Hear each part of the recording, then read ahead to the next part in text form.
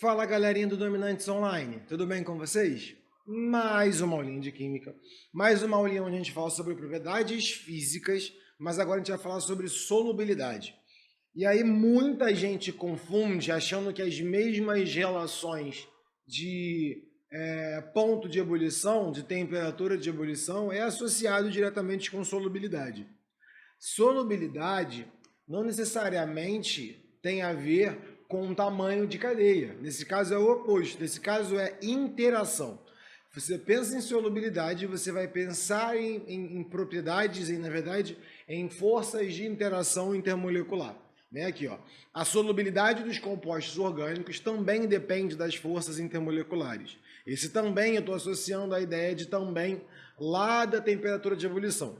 Assim, substâncias que apresentam os mesmos tipos de força intermolecular tendem a dissolver entre si. Já li o texto que estava aqui para você me acompanhar aqui agora.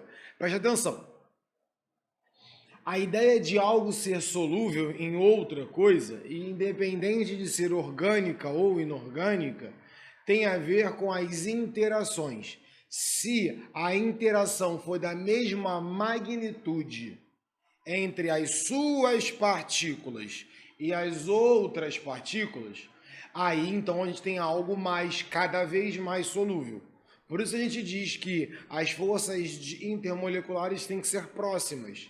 Um exemplo, a água, não um composto orgânico, mas a água. As forças de interação que contém entre as moléculas da água são altas. Então, por exemplo, as moléculas de água vão se interagir com algo oleoso, com uma gordura, com um hidrocarboneto?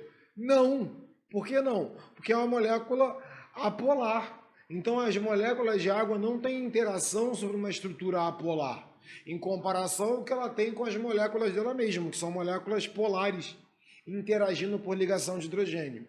Então, é essa a grande sacada. E aí fica resumido assim, ó. Apolar dissolve a polar. Polar dissolve a molécula polar. Então, será que é solúvel? Essa molécula é polar? O solvente é polar? Então tem uma solubilidade. Mas quando é mais solúvel? Quando as interações forem mais próximas. Quando as estruturas forem mais semelhantes. Ok? Exemplo, álcool. Álcool todo mundo tem hidroxila, tá vendo aqui, ó? E aí, por ter todo mundo tem hidroxila, tem uma certa solubilidade da água. Até um ponto, a água também faz ligação de hidrogênio. Moléculas pequenas, do mesmo tamanho que a água, acaba que uma solubilidade infinita. Mas quando eu começo a aumentar a cadeia carbônica, eu começo a aumentar a parte apolar da estrutura. E aí, então, eu tenho uma estrutura menos polar, por mais que exista interação, menos solúvel na água. Tanto que é outro comparativo que o pessoal utiliza. Eu adorei falar do álcool, vou falar do álcool de novo.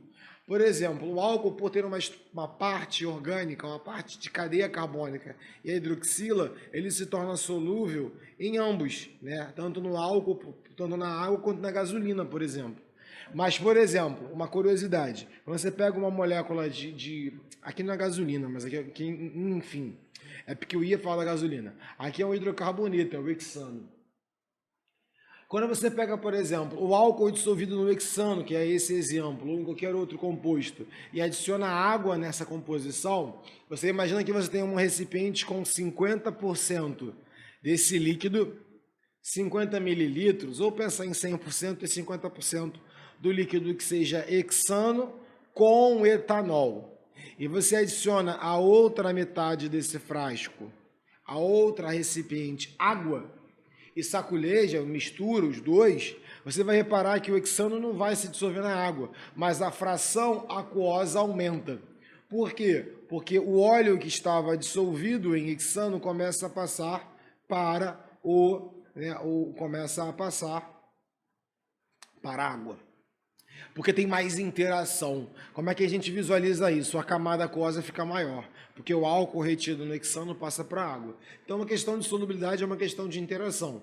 Isso não quer dizer que o etanol não é solúvel no hexano, é sim. Tá? Isso quer dizer que ele é mais solúvel em água, mas ele é solúvel em ambos, porque ele tem uma parte de uma cadeia carbônica.